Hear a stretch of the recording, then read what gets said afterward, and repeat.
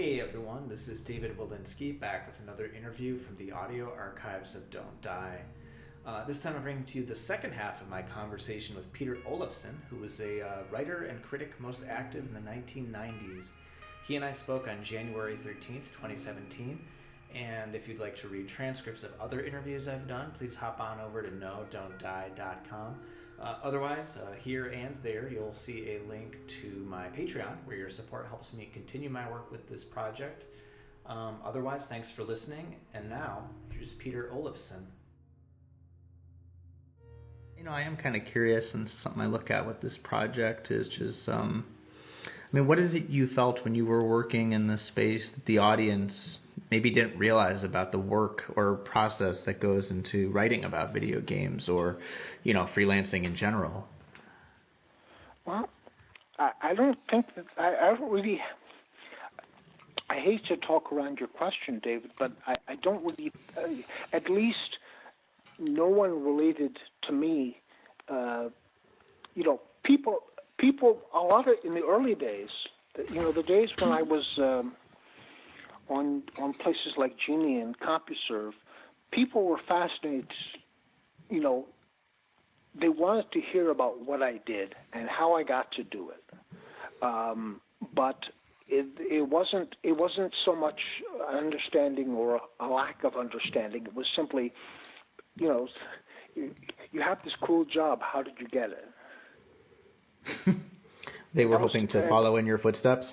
Well, or whatever, but they were curious about that. But that was sort of the end of it. I don't recall anyone raising particular issues, if you know what I mean. Beyond that, or misunderstanding or understanding what a writer on games does. That just didn't come up. Did you ever run into maybe pushback from game companies about reviews you published? Yeah, on occasion. There was,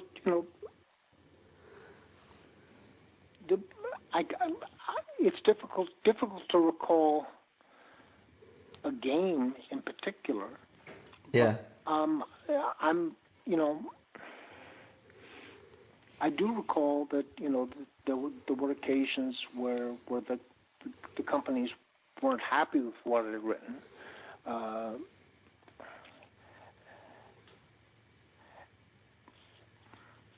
But in terms of maybe you could clarify pushback. Well, I'm sure a lot of critics have had this. I've had instances in my career where, I've gotten a personal email from the head of the studio, who it's almost like a letter from your dad or something, where they're personally disappointed in you for feeling the way you feel, and obviously, it has ramifications. It could have potential ramifications for their sales. So I've run into instances like that where they sort of try to, wag their finger at me. I've run into other instances where companies have seen my review as an opportunity to explore a different perspective on, sort of maybe there were things that they could have done to make the game quote unquote better. But I ask about this because these are kinds of conversations that I don't think the general reader is aware of. But it's sort of it's sort of just a known fact for writers, and it's a thing that happens. So I'm just curious if you had, and maybe pushback is too strong, but just interactions like that. I'm sure that there were some, but and I do recall, getting some responses of that kind, but in a very sort of non-specific way, I'm afraid. That's okay. So, and what I wouldn't necessarily hear from developers because they might have gone to my editors instead. Yeah. So it's difficult for me to say.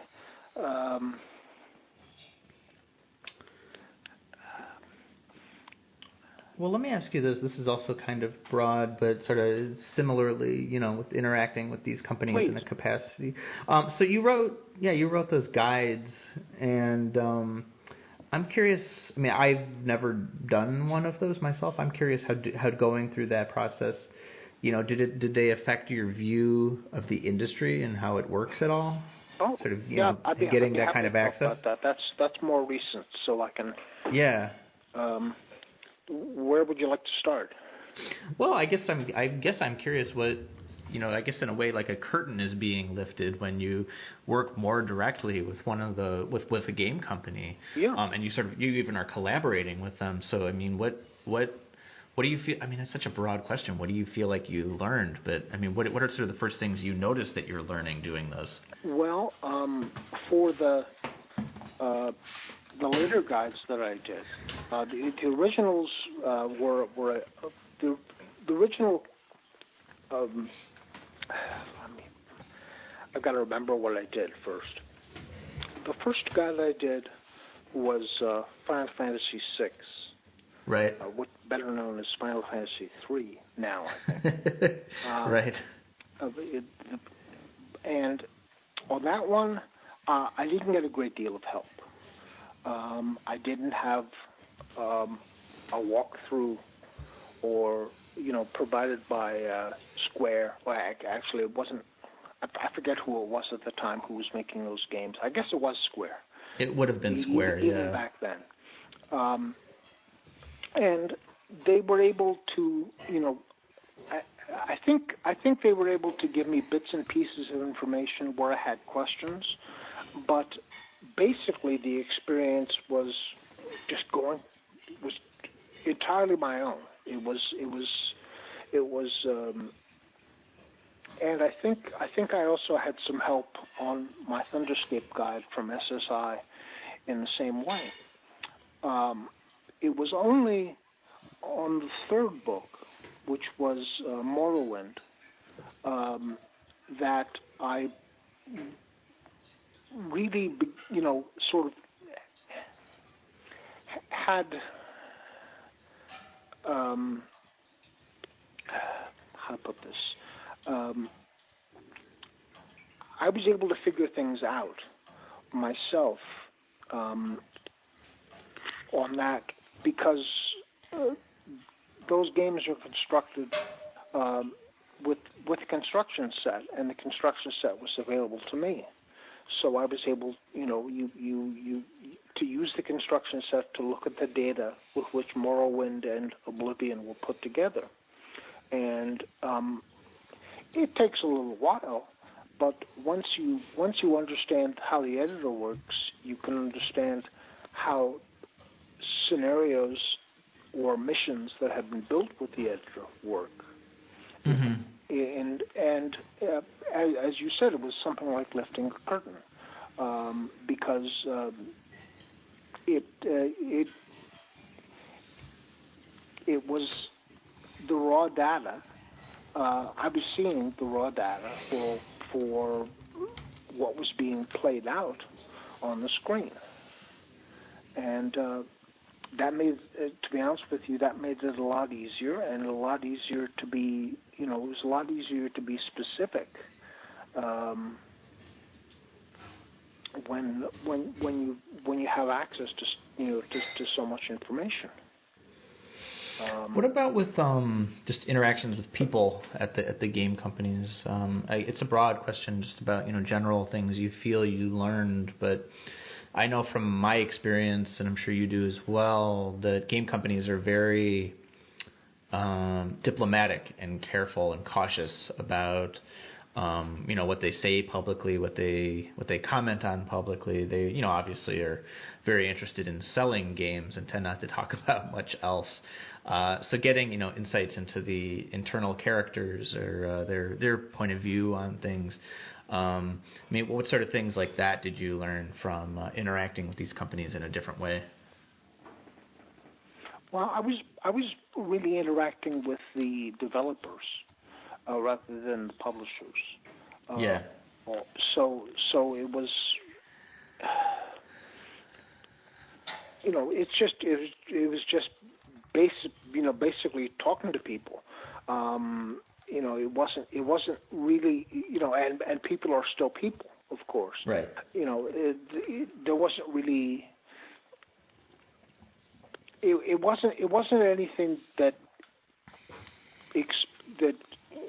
shed new light on the industry as such. It was just dealing with people, as they actually are. Mm-hmm. If I had a question, I would email the fellow who wrote a given mission, and I'd say, okay, I understand this, and this, but I'm a little puzzled about this situation. Can you lay that out? Mm-hmm. And did they ever ask questions about your side of the aisle? Were there things they wondered about how games writing works, or? No, there wasn't too much interest in that. There never was. I think the only people who really talked to me about that were Gus and his friends. Maybe it's just. It was a long time ago, David. The industry was, I guess you would say,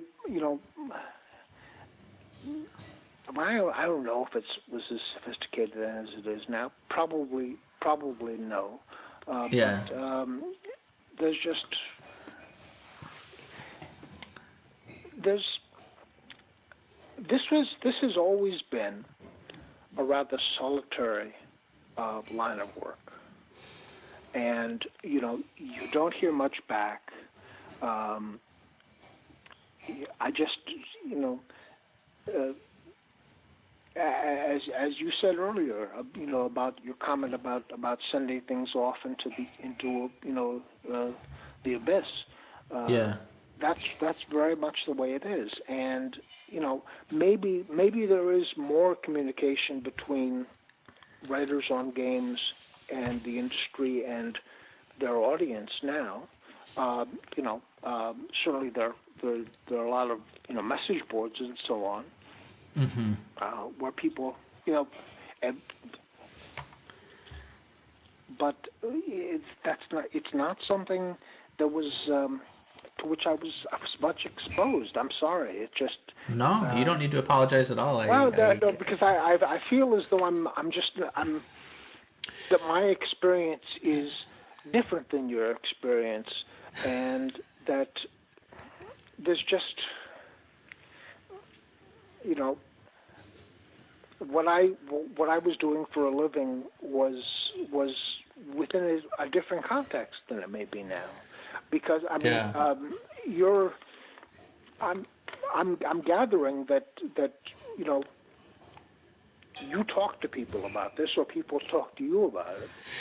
Well, only because of this project I started. Otherwise, it's still a very solitary experience for me. But had I not started doing this, which just came from a place of wanting to understand, as I mentioned up top, just how this stuff looks to other people, what they wonder about, what makes sense to them, what doesn't make sense to them. Otherwise, if it were not for me sort of availing myself to listening and having these conversations, it still is a solitary experience, but it would only be that solitary experience, not the solitary experience with these sort of conversations. Yeah, so it's also, gaming itself for That's me true. Was a solitary experience. I was never, much of a multiplayer gamer, and I know that's the big thing now. All these games that I see have cooperative or multiplayer modes. And but even that is solitary, because you're playing with other people, but you're still in your own house. Right, but you're talking to members. For example, I know that people have teams, and they go out into these online worlds, and they use the same sort of knot of people. And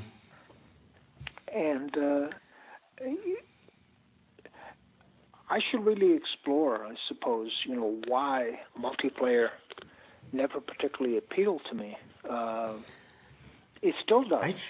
I think it's a generational thing because it really kicked off in my generation, and I didn't grow up with it. It doesn't really appeal to me. I grew up, in arcades. To me, the idea of multiplayer that's more fun is same room multiplayer. Yeah. I think there's a more expectation. There's more accountability, of sort of being civil when you're playing with your friends as opposed to someone who is just maybe messing with you, and that's part of their fun. So I think there's a lot of people I talk to too who feel similarly, who come from vastly different backgrounds, who maybe never wrote about video games at all, that just sort of find the whole multiplayer pursuit just not that interesting. I think, I don't know how it could be made more interesting, but from my perspective, the issue really was I wasn't very good at it. I don't think it's embarrassing to admit, but having played games as long as I had, I don't think I ever became really that good at them.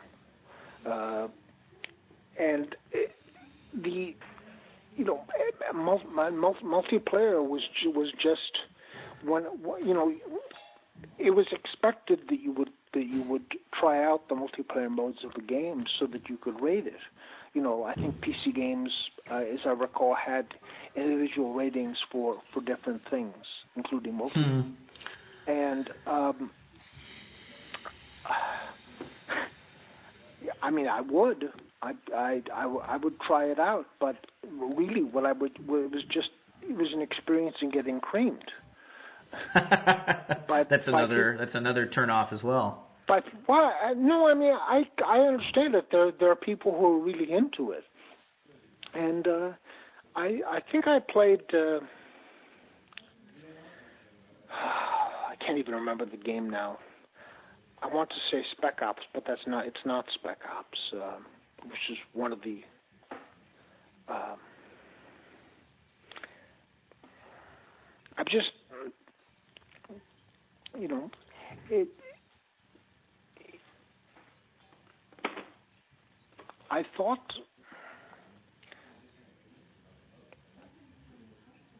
I don't know what I thought, to be honest with you, but it's just one of the reasons that it's easy for me not to play games so much now is because of the emphasis on multiplayer. I've always enjoyed single player games, me too, and hoped that that developers would continue to enhance that experience so that single player would feel like multiplayer.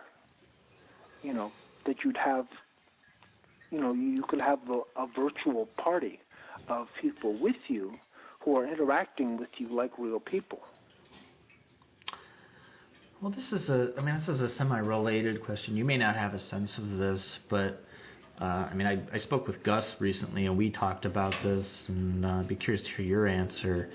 I realize, you don't write as much about video games I don't write at all today. Well, I know when we started emailing a few years ago, you had expressed some interest in exploring, revisiting it, but... Well, yeah, it would be easy, as I said. It's familiar in a sense, but it's also distant in a sense. But I'm sorry, I'm cutting you off. No, that's okay. My question is just, how does sharing your love of video games change as you age? Certainly writing about video games in your 60s is much different than writing about it in your teens. Well, I haven't written about them for maybe 13 years, or no? I think the last. Well, I haven't written reviews really since the Times, but the last time I did anything that was game related was, I'd say, 2007, when I was doing a guide for an expansion to Oblivion called the Shivering Isles. Yeah. And I think that's pretty much the last thing I wrote on the subject.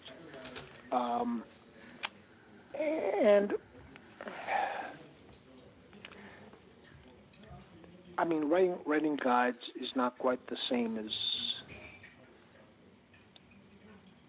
writing reviews. That's to say, I do sort of share my love by, the way I write about them, but it's just not the same thing.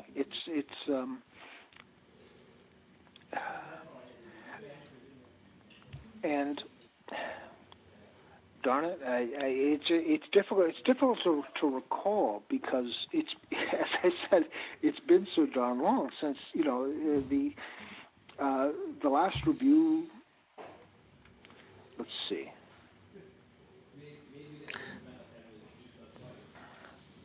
Well, it's very it's very abstract. I mean, Gus and I talked about like the trajectory is almost something like it goes from you want everyone to understand and relate to your passion to sort of increasingly, as we mentioned, this is a solitary thing. Sort of being increasingly fine whether you're the only one who understands or appreciates it in a specific way, and maybe that just ultimately distills down to, and you tell a friend or two maybe to check a game out rather than being moved to write 1,500 words or even 500 words. But maybe your experience was different, has been different.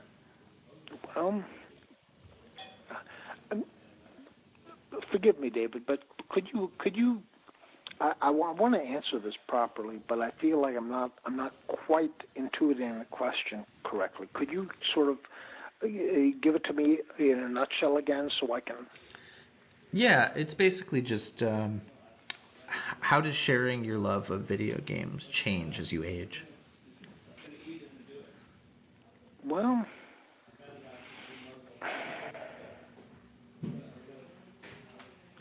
I don't have much desire to share that love lately. That might be part of it. It's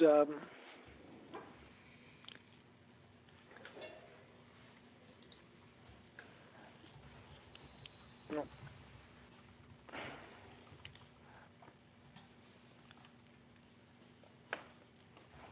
Give me a second here. I just want to. Yeah, that's okay. See if I can put my thoughts together.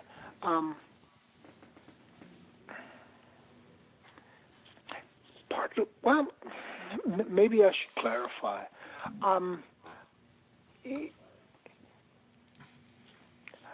I've always enjoyed playing, but I've never exactly been a gamer. I've always sort of, tried to take the position of that's not working either. I guess I would just have to say that I'd never thought about it that much, because and I can't even tell you why. I was really I was just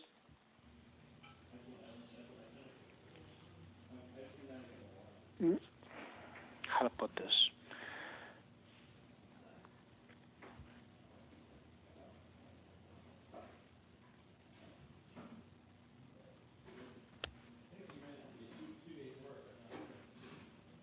I don't know that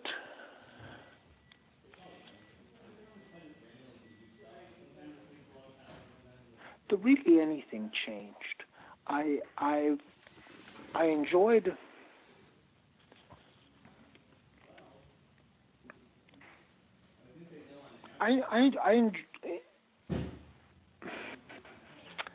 darn.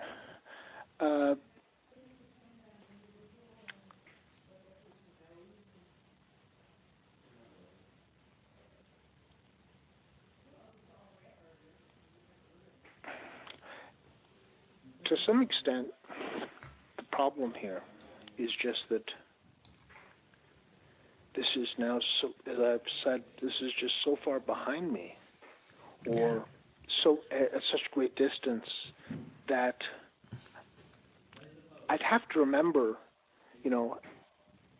what I felt initially, and then compare it to how I felt later. and I just don't remember how I felt initially. It's always been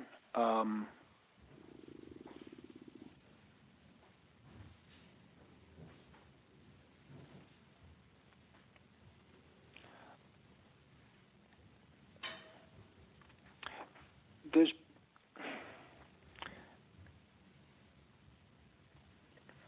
and I realize that's not exactly what you're looking for, but I'm not.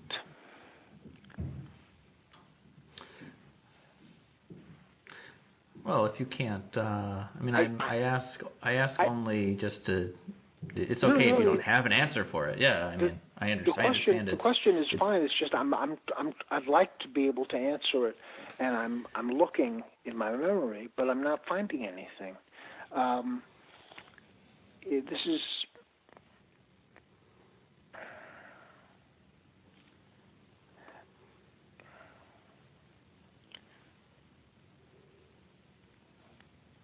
I mean,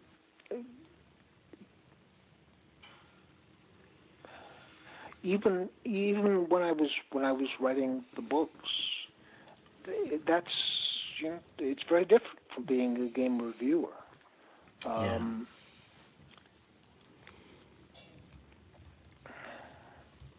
And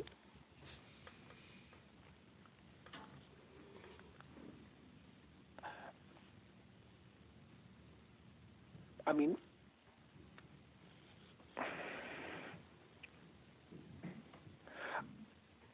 I guess I would say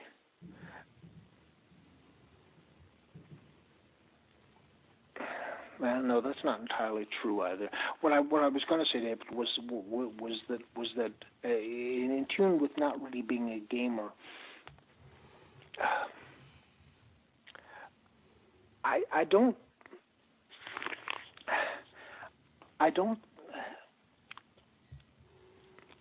guess I just don't. I haven't thought about it for such a long time, and when I was doing it, I wasn't involved with my love for the games or for I basically I enjoyed writing, and that was my focus, and I wanted to write about games in a way that that communicated that to other people, and I don't really think I changed that much. It was just a matter of how much space they gave me.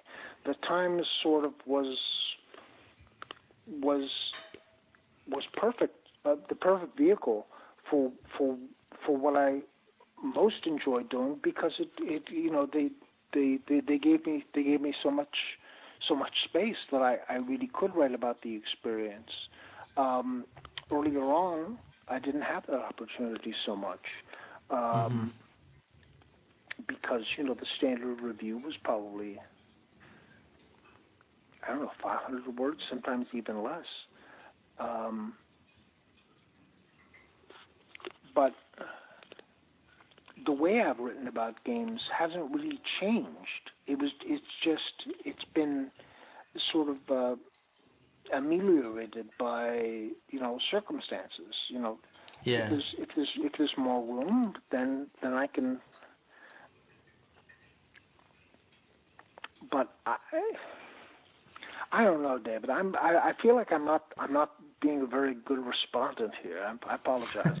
It's just, no, you do not. You don't need to apologize at all. Well, please don't. I feel I do, because I did this. Look at this. I did this basically for about 20 years. It seems to me I should be able to do a better job of it based on that. But the problem is that I did it for 20 years, but it's also now 10 years behind me. So, right. And I hate to keep coming back to that, but that's just it's sort of the way it feels. So, well, let me ask you this. I mean, were there ambitions you had? No, I was just gonna say. I mean, were there ambitions you had in video games? Maybe not necessarily only writing, that you wound up, not pursuing as you have stepped away. Are there things you'd still like to try to do? In video games? Yeah.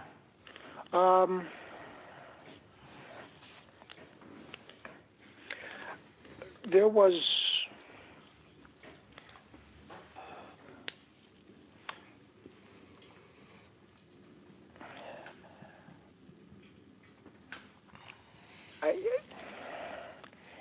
it's hard for me to say because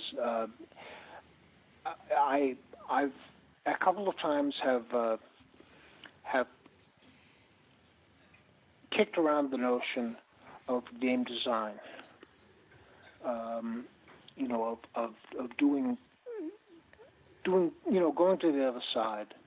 I've had some what I think are decent ideas, but of course, I don't have any experience on that side, so it wouldn't really make much sense. One of the things that I came up with was a mountain climbing game where you actually have to go up Everest with a team. Could be multiplayer, could be single player with a virtual team, but I thought that there were all sorts of opportunities there, because you've got setting up base camps, you've got you have to arrange supplies, you have to make sure that everybody's physically fit. You have to actually negotiate the action-oriented sequences of going up a cliff or a steep incline, or a very, very narrow path. I'm thinking of Everest in particular. And there was another design that I actually wrote this one up, where I wanted a game that didn't basically force you along what I would call the dead hand of the designer. The one or the several paths, but could respond to whatever you did. Basically there weren't any dead ends. That a game that you could basically play however you wanted to. But I think people have done that now. But I wanted every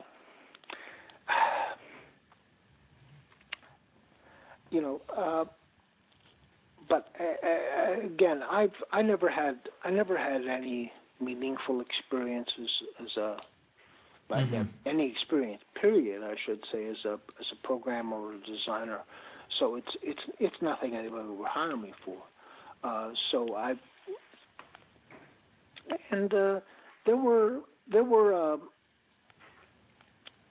There's some articles that I've wanted to write about games, which I got started. Those columns that I wrote for Robot Street Gang were the foundation of a book I was going to do called A Gaming Life, which was a series of essays. And that I never completed that. I'm not sure that I have the desire right now to complete it. One of the things I think I mentioned to you in an email that I want to do was to write about my disappointment with artificial intelligence. And,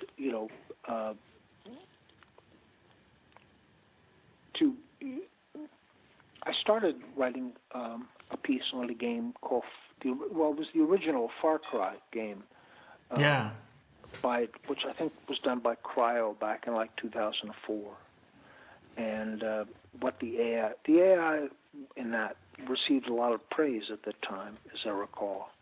And I wanted to, I wasn't too happy with it myself, and I want to explain why. But now, of course, it's 13 years later, and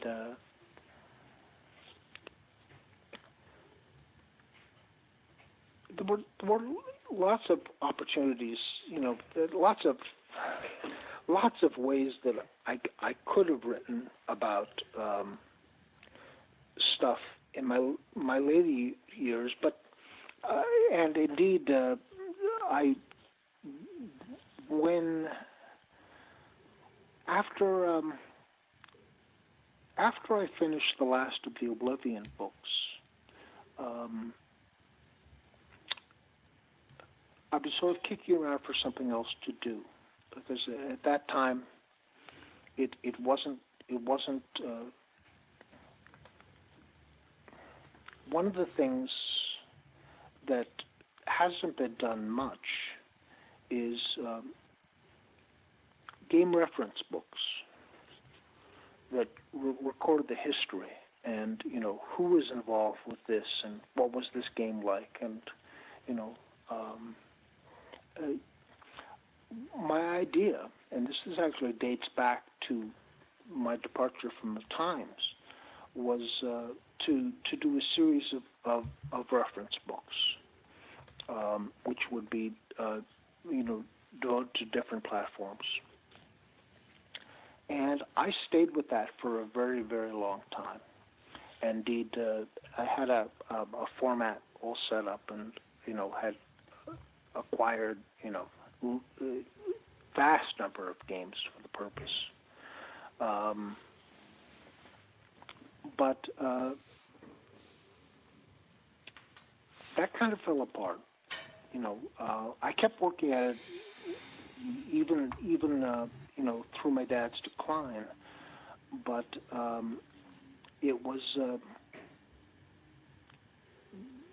after he passed away, and I you know, went through the process of dealing with his belongings, and you know, making arrangements, you know, for his books, his clothes, etc. I recognized, you know, my dad was a child of the Depression, and as a result, I think lived a very modest sort of life. And then I realized and going through that life in my role as his trustee, and I had to look at my own life and realize that I wanted to travel light, and that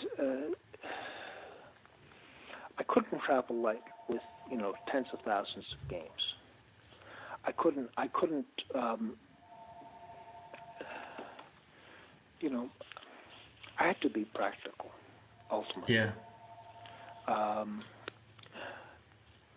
And so, you know, there was that. That was a big project, and too big ultimately. But it was something I approached very seriously. But it's not something I would go back to. Well, you mentioned. I'm sorry. Go ahead. No. You go ahead. There were all sorts of, you know. There were all sorts of things that I might have written about, but just, you know, when my priorities shifted, you know, it wasn't I didn't have time. I mean, it wasn't practical, but I also just didn't have time or opportunity, or really, you know, when it came down to it, desire. It was just I was trying to force too much into my life at that point. So, there was a point where I was I was trying to do all kinds of different things. After you know, just trying to come up with different ideas. I wanted to, for example, I wanted to see if I could write a game guide that for an older game that had some of what I hoped was the style that I'd brought to the guides for the newer ones. So I tried to do that. I think it actually worked out okay, but you know, it was more of an exercise than a realistic project, because who's going to buy a guide for an old game? I don't know. I go to Target or like a Meijer out in this area, and I see an end cap where they're selling guides for the classic Legend of Zelda. So. Oh yeah, yeah. It's just this was a. That's true enough. That's true enough. But this was. Well, but not every old game is The Legend of Zelda. Also, should be said. No, that's true enough. This was Ultima 7, the Black Gate. Yeah. But that really didn't. It was.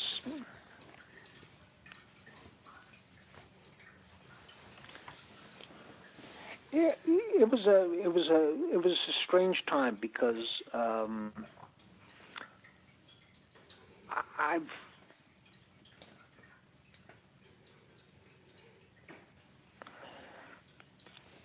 At the same, I could have kept doing guides, I suppose, but nobody was asking, and I suppose I could have gone back to reviewing, but nobody was asking for that either. So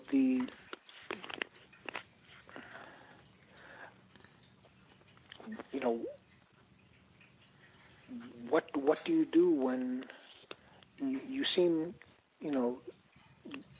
meaning me, seem out of sync with the rest of the world?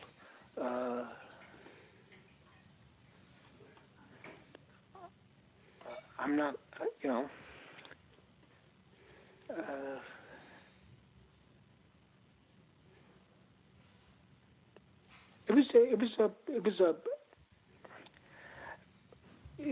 my path has always been something of an odd one, I have to say, and I guess I got to some good places as a result, but at a certain point, things seem to sort of run out of gas, I guess you would say. And while I had the ambition and drive to do more work of that kind, I really just had to think about what's practical. Yeah, well, as we discussed the rates earlier, I think that's also part of the equation too, is to weigh, whether it's practical. But I mean, do you think it's also true, or have you found that? I mean, is there just a lot of short-term memory loss? Is it? I mean, Gus and I have talked about this too. I mean, why is it that, like, in writing about video games, that you can plow and plow and plow, and it seemed to make no headway at all? Plow in what sense? Just keep getting bylines, keep writing things, keep proactively pitching, and doing work that.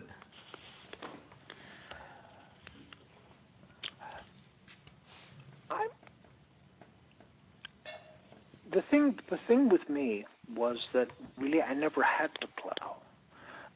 It always, as I think I mentioned to you in an email not that long ago, things seem to always just happen.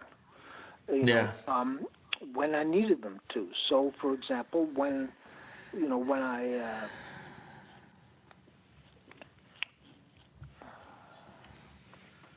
the newspaper wasn't as satisfying anymore, the video games came along. When Amiga World failed, other things cropped up. When the Times,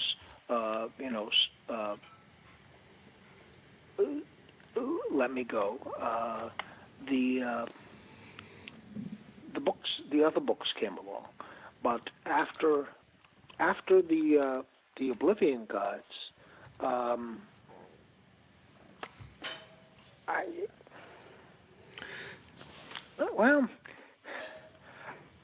on the one hand, I mean, I could have gone back to plowing, which I did in the early days.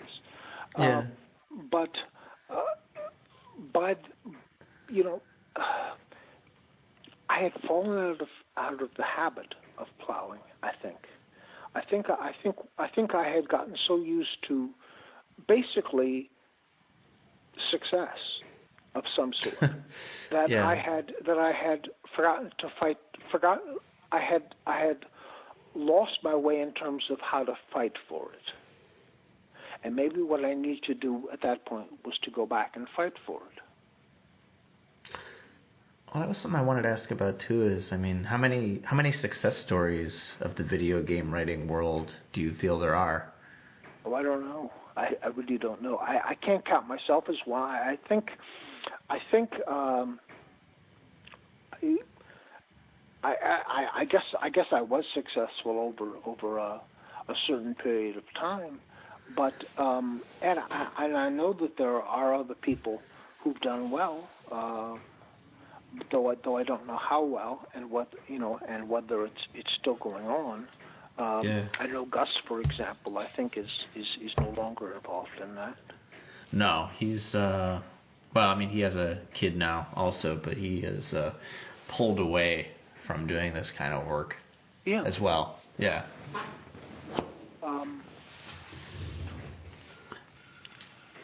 Oh, he and I have also talked about this too, where, well, Gus always talks about this, like that he feels that we've lost the history of early writing about video games, that it's just something that's happened with the internet. And I know you've mentioned you don't really pay close attention to what's going on today, but do you remember sort of with the advent of the internet, or maybe even getting into the, after 2000, did you get a sense of it losing a sense of its history, or thinking things have not changed that have, or just, not having a sense of history? I'm not sure I understand, David. I'm sorry. Oh, that's okay. I mean, I'm paraphrasing. No, please, if you could just repeat for me. Sometimes I don't pick things up the first time around. That's okay. Yeah, well, I'm paraphrasing from the conversations I've had with Gus, where he talks about this feeling of we've lost the history of early writing about video games with the internet. And I guess, when you have seen writing about video games, I mean, have you ever gotten a sense of that, of it about losing a sense of history? About the early days being missing? Yeah. Well, I'm not sure about that, because I think there have been some attempts, for example, to create databases of the magazines that covered it in the early days, the pre-internet days, when everything was just print. So, these days, I'm not saying you can find everything online, but I know, for example, that people have done an Amiga World database.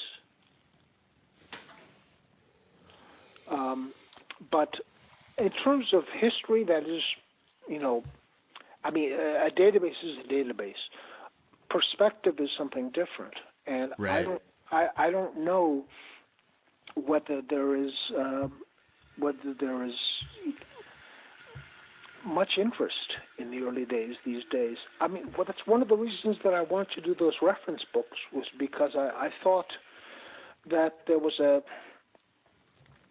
sense of history that was lacking. That I mean, people have been playing games for a very long time, and that there should be more exploration of its background. I guess there have been a lot of books on the subject, though. But again, I feel once I'm David. The trouble here is that once I'm outside, once I'm talking about people other than myself, I feel uncomfortable, because I'm not sure. I don't really know how things are. All I can say is that basically once upon a time I tried to do something. It worked. It didn't work. I can speak for myself. I can't really speak for other people, because I'm,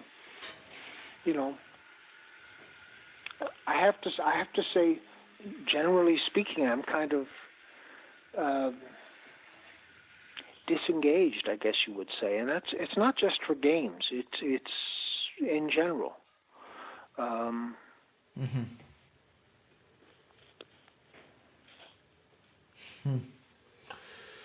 mean, it's something that something I felt is something that you said, which is, I don't think people get a sense of how solitary this work is, regardless of what you're writing about.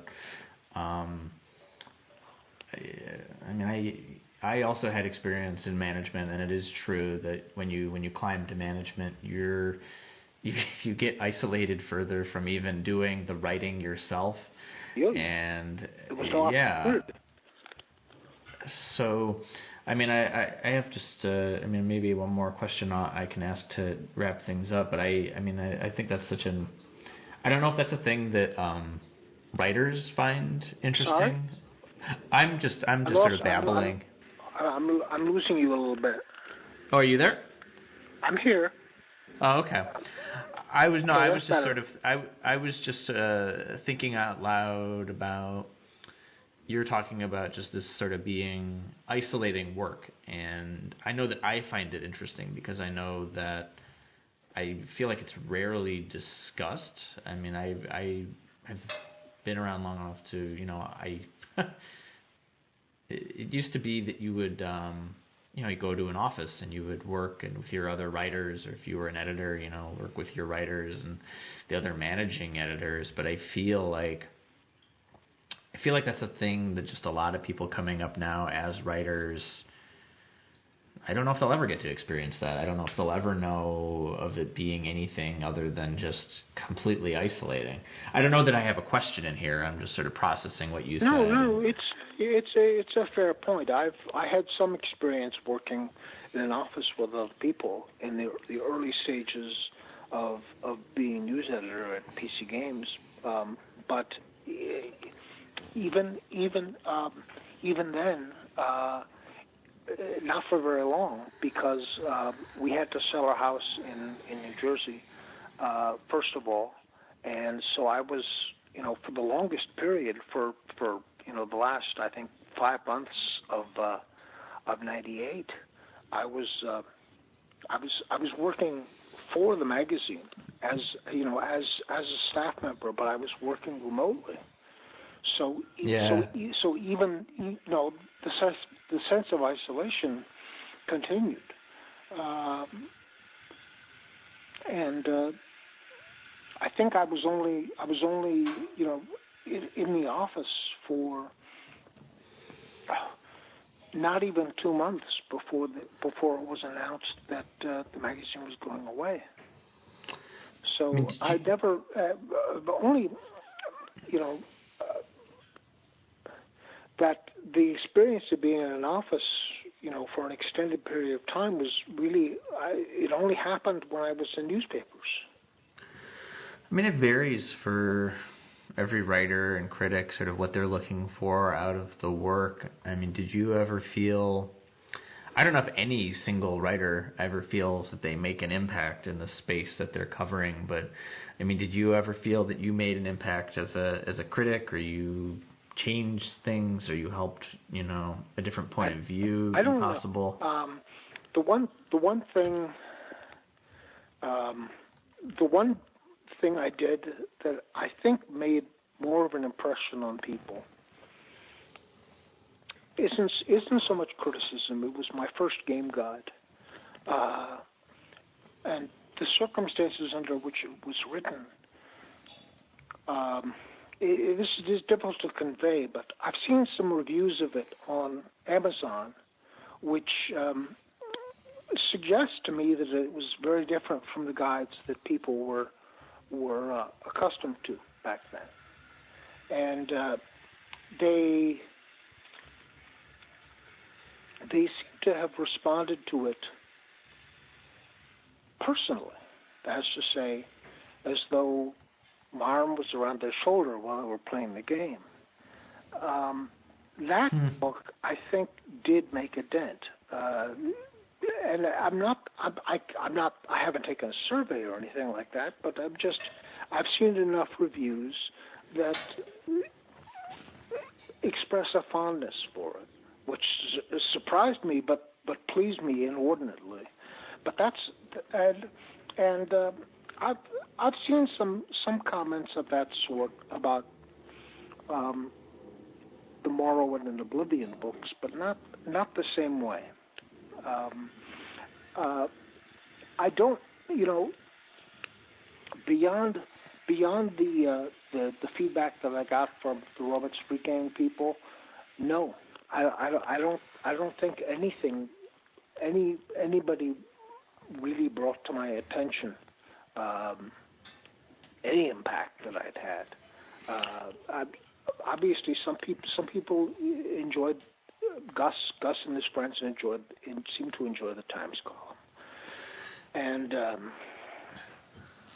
I mean, do you think some of that comes from? Because I mean that's all a period where there was the assumption that video games were just for children. Do you think that may have... or quote just games? Right. Exactly. I don't know about that. That's there have never been explanations to accompany that. It's just been, but a lot of people I have noticed do look down on games writing, or did look down on games writing. Oh, they still do.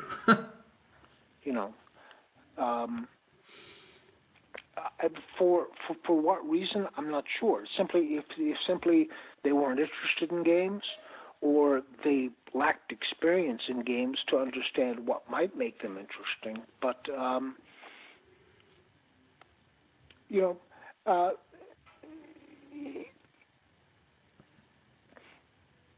I have to say, maybe this shouldn't be for publication because I'm not sure how it would play.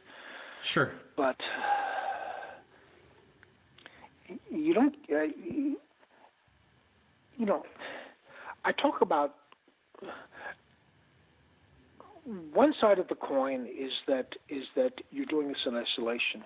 The other side of the coin could be that you're not getting responses because you're not writing the great American novel. And why exactly people don't respond to you, who knows?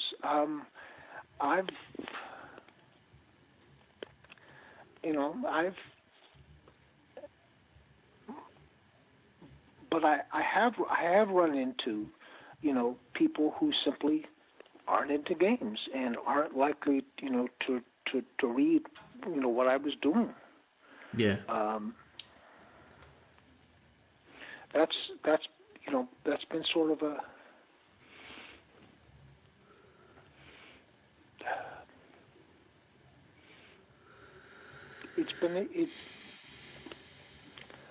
I don't know which one to put first.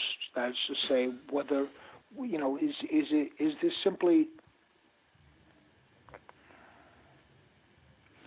is it a matter of isolation, or is it a matter of lack of meaningful interest on the part of your potential audience? I think a lot more people play games now than they used to. Mm-hmm. And I think, from what I understand, that includes more women than I think this was often seen as a sort of a boy's hobby. Right. And I think that may have changed somewhat. But is it the isolation that prevents me from hearing more, or is it the lack of meaningful interest / respect from the community of people that reads these books and articles? I can't say. I think that's, I've used the word era a lot in this conversation, and I think that's sort of what the current era is about, and what I think a lot of writers are trying to do today is to help bridge that gap to find more meaningful or interested readers. But I think there's some whiplash, because I think a lot of editors don't share that vision, or there's only an interest in terms of, I mean, you've been on the internet, in terms of just finding ways to sort of manipulate people's emotions or tell them how to feel, or to find ways to, demonstrate ways that people around video games are behaving stupidly, or the way that the content of the games are stupid or immature. So, I mean, yeah, whiplash is a good word for it, but I think that that's still, the conditions that you describe are still very much accurate to today. And then the question that I can't expect you to answer is, I don't know how long that era will last. I don't know if it will ever change, because I don't know that it was different ever in the past at any point. But in terms of lack of respect, or yeah, and I don't know. I think that that's good, because I think it challenges people to demonstrate. Oh, I agree. Yeah, but that doesn't make it any less frustrating. Well, that's true enough. I'm not honestly.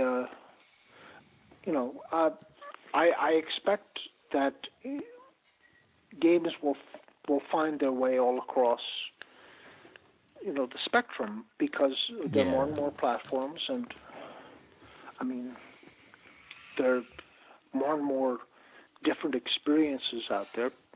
I haven't tried this the VR stuff, but I know that there are a number of variations on it available now. What am I saying? I guess I'm saying that it'll probably change over a very, very long period of time. Well, let me ask you. I'm sorry. No, all I was going to add was that we're still, it's early days still. Well, I laugh because I was going to ask you my last question, unless there was something else you wanted to touch on.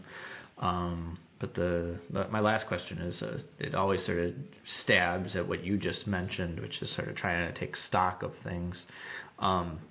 It's a ridiculous question, but what do you feel video games have accomplished?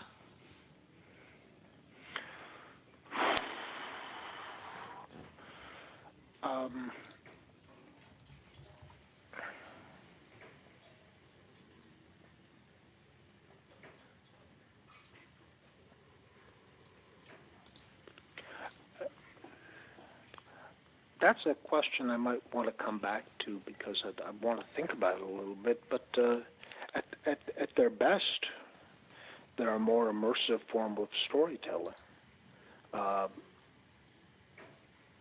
where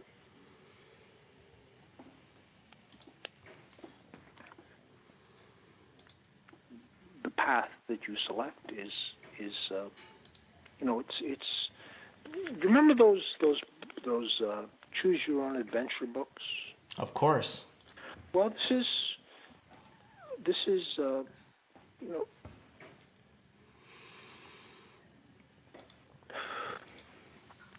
what have they accomplished?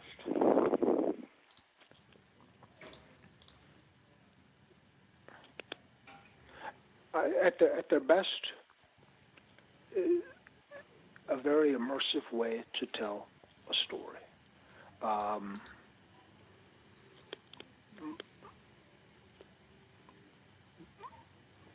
But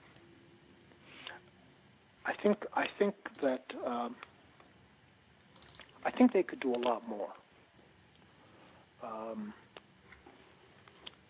I think that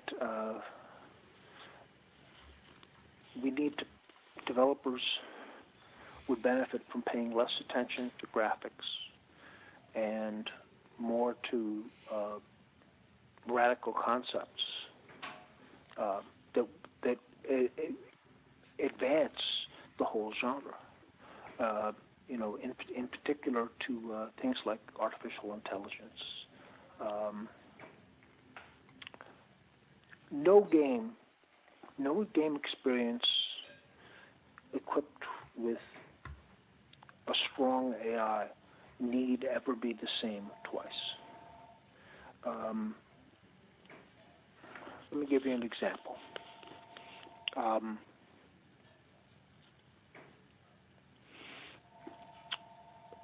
you take a shot at a fellow in a game.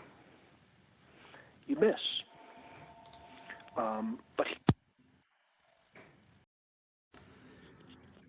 sorry, I don't know what happened. There was a beep, and then you weren't there. That's okay. What was the last thing I said to you? You said you'd give an example. You take a shot. Oh, you take a shot at a fellow in the game, and you miss, but he hears the bullet go by, and he's aware that he's been shot at, and he's distressed. He takes cover. Perhaps he runs back and forth in distress. Perhaps he relocates to a different area. But my concern, and that's good, basic self-defense AI. But I think it's just the beginning of what could happen. What I was saying is that you may have heard me say this, is that no game need unfold the same way twice. Yeah. That is to say, let's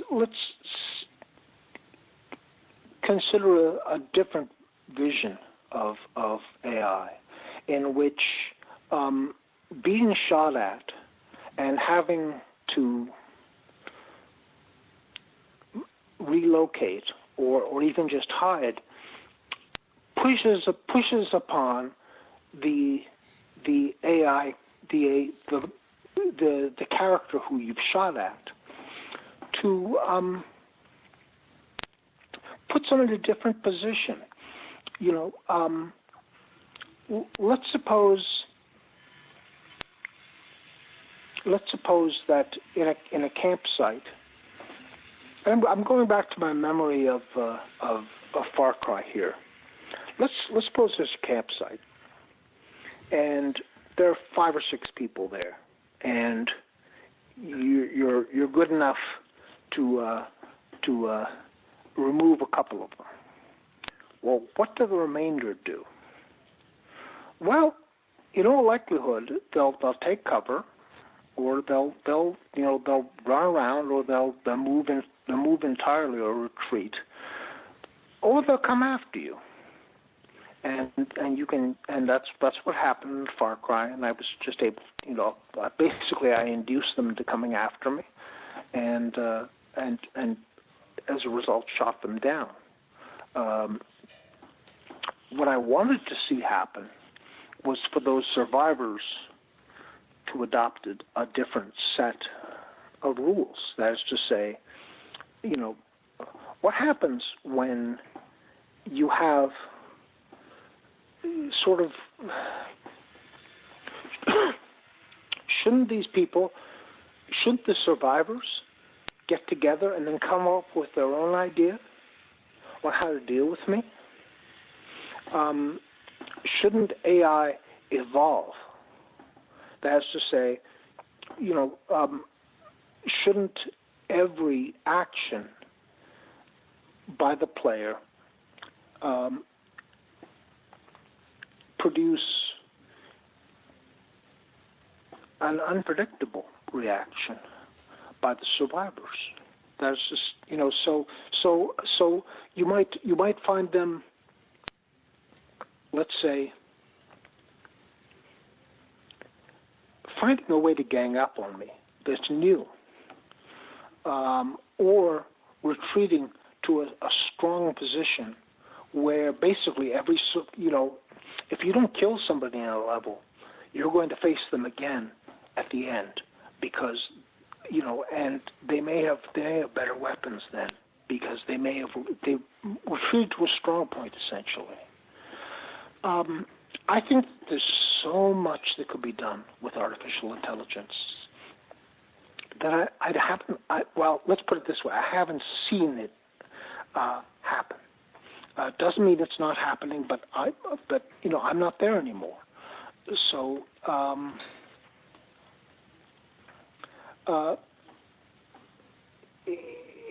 it's not so much that.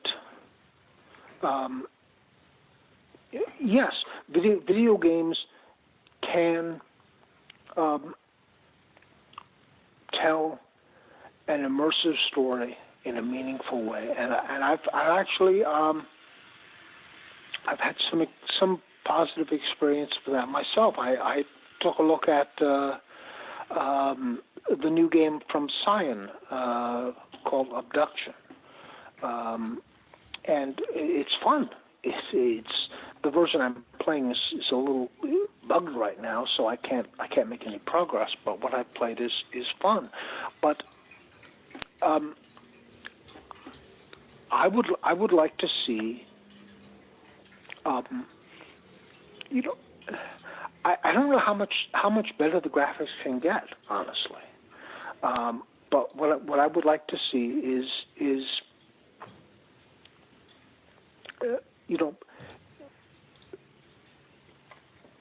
tweaking the AI so that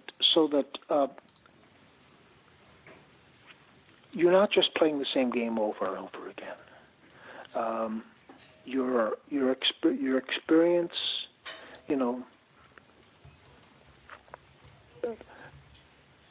your actions are feeding into a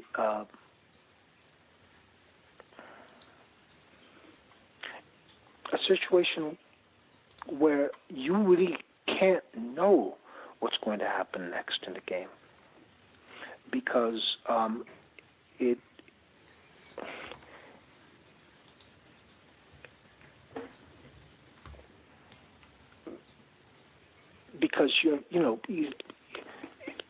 want I don't know what I want.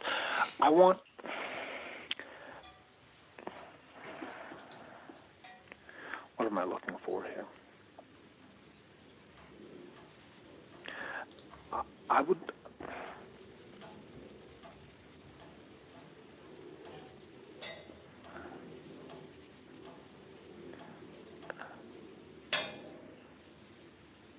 This is hard to express because the article that I was writing about this is now, well, it's about 12, 13 years in the past.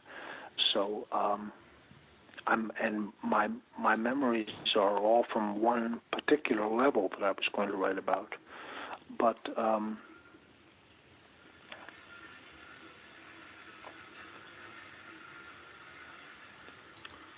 basically, in that level, you were on what was effectively an island, and you had to reach a cave entrance. And you start out within a sniper rifle shot of a beach camp. And I discovered that you open fire on that camp, they're going to come for you. And all you have to do is be ready, and you can just basically shoot them down. And that's still, not untypical of games. I played a game the other day. What was it called? Spec Ops: The Line, where I saw things like that happen, where basically they're just, feeding soldiers into a mill. I just played that over the holiday break. That game. That's funny. Yeah, it was my first time playing it. Yeah. Yeah, it's and I wonder what if the AI were to be more focused, I think people, for one thing, you'd come back to games. I mean, I rarely replay a game. I just have no desire to, because I know that by and large the game is going to be the same as it was the last time I played it. Right.